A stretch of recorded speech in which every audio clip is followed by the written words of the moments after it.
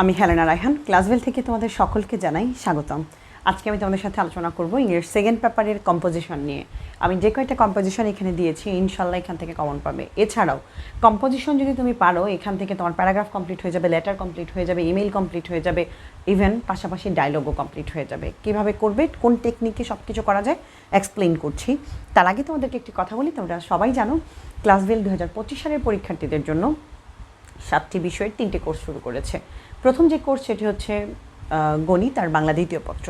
দ্বিতীয় যে কোর্স সেটি হচ্ছে English first paper second paper. তৃতীয় যে কোর্স সেটি হচ্ছে আইসিটি বাংলা প্রথম পত্র। সায়েন্সের স্টুডেন্ট হলে তুমি বাউবি পাবে, আর্টস বা কমার্সের স্টুডেন্ট হলে তুমি বিজ্ঞান পাবে। এছাড়া আমাদের যে গণিত আর বাংলা দ্বিতীয় পত্রের একটা বই আছে, আমরা নিজেরা তৈরি করেছি। এখানে 900 সৃজনশীল আছে আর হচ্ছে তোমার প্রায় 2500 এমসিকিউ আছে। আমি নিজে একদম ব্যাখ্যা সহ বিশ্লেষণ করে প্রত্যেকটা এমসিকিউ নিজে করিয়ে দিয়েছি। ইভেন সৃজনশীলের টাইপ ভিত্তিক ম্যাথ খুঁজে দিয়ে নিজে করে দিয়েছি। এছাড়া যে কোনো প্রয়োজনে আমার কোর্সে ভর্তি হওয়ার পর তুমি যদি প্রবলেম ফেস করো ক্লাসের পরেও আমার পার্সোনাল হোয়াটসঅ্যাপ নম্বর পাবে, যেখানে তুমি যে কোনো প্রয়োজনে আমাকে নক করতে পারবে। আর আমাদের এই বইটি তুমি সম্পূর্ণ ফ্রি পাওয়ার একটা সুযোগ আছে, সেটা হচ্ছে যদি তুমি আমাদের ফুল কোর্সে ভর্তি হও, অর্থাৎ 3490 টাকার যদি ফুল কোর্সটিতে তুমি ভর্তি হও 7টা বিষয়ের, তবে তুমি সম্পূর্ণ এই বইটি ফ্রি পেয়ে যাবে। ঠিক আছে? কোর্স সম্পর্কিত বিস্তারিত জানার জন্য ফার্স্ট কমেন্ট অথবা ডিসক্রিপশন বক্স দেখবে। আর আমি তোমাকে বলবো, আরও যদি তুমি আমার সম্পর্কে দ্বিধান্বিত থাকো যে হ্যাঁ কেমন হবে ক্লাস, আজকের ভিডিও যদি প্রথম দেখে থাকো তাহলে তোমাকে আমি বলবো আমাদের ইউটিউব চ্যানেলে প্লেলিস্টে যাবে তুমি। ক্লাসভেলে তুমি তো এখন আমার ভিডিও দেখছো, তো এই ভিডিওতেই তুমি ক্লাসভেল যে আছে ক্লাসভেলে যাবে, ওখানে যাওয়ার পরে লোগোটা আছে ওখানে ক্লিক করবে, প্লেলিস্ট দেখতে পাবে। প্লেলিস্টে দেখবা ড্যামো ক্লাস নামে একটা আলাদা একটা ফোল্ডার আছে। ওই ড্যামো ক্লাসে বেশ কিছু সেরা বাছাই করা কিছু ভিডিও দেওয়া আছে। তুমি সেই ভিডিওগুলো দেখবে, দেখার পরে তুমি সিদ্ধান্ত নিবে আমার কথা তুমি বোঝো কি না। যদি মনে হয় আমি যা বুঝাই তুমি তা বুঝেছো, ইভেন এতদিনে তুমি অন্য কোথাও হয়তো এটা বুঝতে চেয়েছিলা কিন্তু পারো নাই, অনেক উপকৃত হয়েছে, তাহলে আমি বলবো আর দেরি না করে দ্রুত ক্লাসভেলে ভর্তি হয়ে যাবে। কারণ এমন একজন টিচার তোমার লাইফে দরকার যিনি তুমি যার কথা বোঝো। পারফেক্ট একজন টিচার হইলে তোমার সব কিছু একদম ক্লিয়ার, কিন্তু টিচার যদি পারফেক্ট না হয় তাহলে তোমার লাইফটাই কিন্তু নষ্ট হয়ে যেতে পারে। সো এই জায়গায় নিজে সিদ্ধান্ত নেবে, কারো কথাই তুমি মানে দ্বিধান্বিত হবে না, কারো কথাই তুমি তোমার মানে মানসিকতা চেঞ্জ করবে না। তুমি সিদ্ধান্ত নিবে তুমি কে তোমার জন্য পারফেক্ট, তুমি কার কথা বোঝো, দ্যাটস ইট। ঠিক আছে, চলো আমরা ক্লাসে ফিরে যাই। আমি এখান থেকে সেরা 8টি বাছাই করেছি কম্পোজিশন, যেহেতু আমি সকল বোর্ডের জন্য সাজেশন দিচ্ছি, ইভেন মাদ্রাসাও, সেই জন্য আমি বলবো যে 8টি এর চেয়ে আর কমানো আমার পক্ষে সম্ভব হয় নাই। তো প্রথমত নিয়েছি আমি রিডিং নিউজ পেপার অথবা the importance of reading news paper, যেটাই বলি না কেন, মানে নিউজ পেপারটা। এরপরে নিয়েছি মাই ফেভারিট হবি অথবা মাই ফেভারিট গেম। আমি বলি এখানে দুইটা কে আমি একসাথে একত্রে করেছি। শোনো বাবা, তোমার প্রিয় শখ কী? আচ্ছা, তোমার শখ কি ফুটবল খেলা হতে পারে না? তোমার শখ কি, সবারই কি বাগান করা শখ হবে? সবারই কি বই পড়া শখ হবে? না, কারো কারো শখ হতে পারে মানে খেলাধুলা করা। সো আমি বলবো তুমি মাই ফেভারিট গেম এটা শিখবে। মাই ফেভারিট গেম এটা যখন তুমি শিখবে, মাই ফেভারিট গেম ইজ ধরো ফুটবল, যাই হোক না কেন, তুমি এটা ধরো শুরুটা করলেই ভাবে এটার যে শিরোনাম তুমি যে একটু জাস্ট শিরোনামটা একটু চেঞ্জ করে দিলেই হইলো, আর কিছু না। মাই ফেভারিট হবিজ ধরো গেমের জায়গায় ওই যে তুমি জাস্ট এখানে মাই ফেভারিট গেম, এখানে মাই ফেভারিট হবি। ঠিক আছে, আমার প্রিয় শখ হচ্ছে খেলা করা, আমার প্রিয় শখ হচ্ছে ফুটবল খেলা। তুমি গেমটাকে কিন্তু হবিতে কনভার্ট করতে পারি আমরা। ওকে, সো এখানে দুইটা মানে একটা শেখা মানে দুইটা হয়ে যাওয়া, এই টেকনিকে আমরা একটু শিখে নিলাম। এরপরে ফিজিক্যাল এক্সারসাইজ আছে, শারীরিক যে ব্যায়াম যেটা, বা the importance of physical exercise.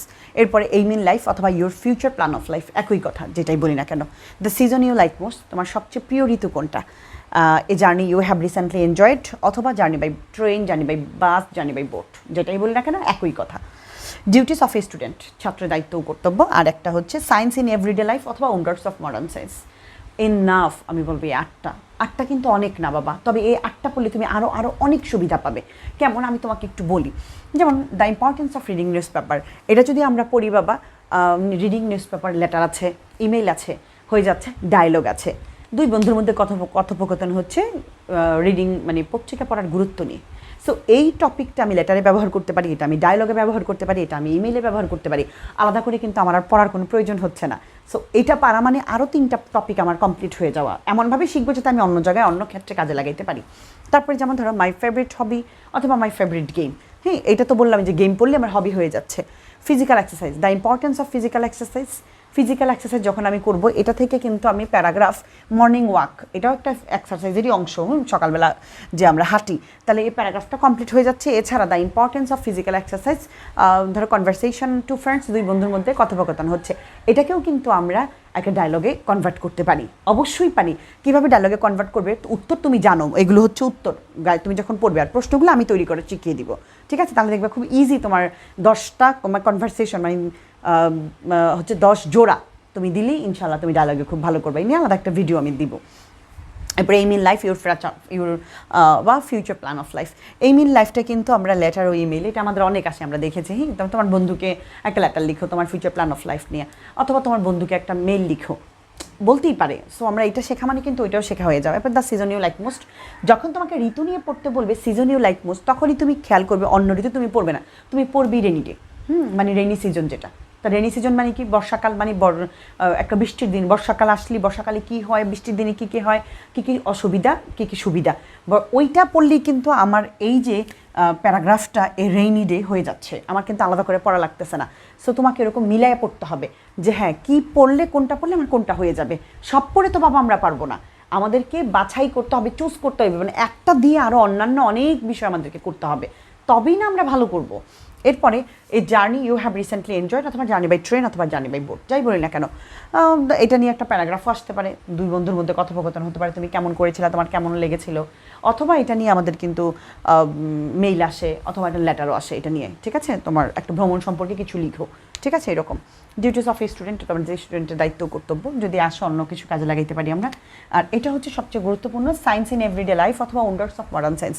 আমরা যখন ওন্ডার্স অফ মডার্ন সায়েন্স পড়বো বিজ্ঞানের বিষয়ে, স্বাভাবিকভাবেই আমাদের এখানে মোবাইল ফোন, কম্পিউটার, বর্তমান যে ফেসবুক, এটাও কিন্তু অ্যাড হয়ে যাচ্ছে, ঠিক আছে? যে শিরোনামটা, এটার কারণে এর ভেতরে তো আমরা বিজ্ঞানের বিষয়গুলোর মধ্যে এই দুইটা আমরা দিব, হ্যাঁ, ফেসবুক সহ 3টা।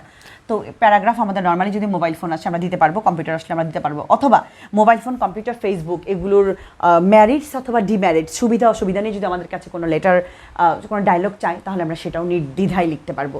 ইভেন প্যারাগ্রাফটা, এটা একটা প্যারা, ধরো 2-3 পৃষ্ঠা 4 পৃষ্ঠার একটা প্যারা রচনা তুমি শিখেছো, কম্পোজিশন, তার মধ্যে একটা প্যারা হচ্ছে মোবাইল ফোন। এখন এইটুকু লিখলে কি হবে না, কিন্তু এইটা কিন্তু এই সায়েন্স রিলেটেড, বিজ্ঞান রিলেটেড, হ্যাঁ। তো এটার যে শিরোনামটা, প্রথম যে সূচনাটা, ওইটা কিন্তু আমরা ইউজ করতে পারি প্যারাগ্রাফে। তারপরে আমি মোবাইল ফোন নিয়ে কিছু কথা লিখে দিলাম, শেষে 2-1টা কথা আমি উপসংহারে টেনে দিলাম, মোটামুটি কিন্তু 2 পৃষ্ঠার উপরে হয়ে যাবে। 2 পৃষ্ঠা লিখলে কিন্তু ইনশাল্লাহ ভালো একটা মার্কস পাওয়া যাবে, ঠিক আছে? সো পারি না কোনো কথা নাই, আমরা পারি, আমরা পারবো, চেষ্টা করতে হবে, শুধু লিঙ্ক করতে পারি না। লিঙ্ক যদি তুমি করতে পারো যে একটা পড়লে আমার আরও অনেকগুলো শেখা হয়ে যাচ্ছে, সো আমি কেন এইটুকু শিখবো না? যেমন এইটুকুর কারণে তুমি অনেক ডায়লগ তোমার শেখা হয়ে যাবে, অনেক ডায়লগে তুমি হেল্প পাইবা, ঠিক আছে? এছাড়া তুমি প্যারাগ্রাফ, তোমার এই যে 1টা 2টা 3টা, মর্নিং ওয়াক 1টা 4টা, এখান থেকে কিন্তু 4-5টা প্যারাগ্রাফ হয়ে যাচ্ছে, লেটার, ইমেল অনেকগুলো হয়ে যাচ্ছে। তো আমি বলবো কোনো কিছুকে অবহেলা করো না, যেভাবে বলেছি লিঙ্ক করে শিখো, একটা শিখো, মনের মতো শিখো, যাতে এইটা আরও অন্য জায়গায় কাজে লাগাইতে পারো। ভালো থাকো সবাই, সবার জন্য অনেক অনেক শুভকামনা।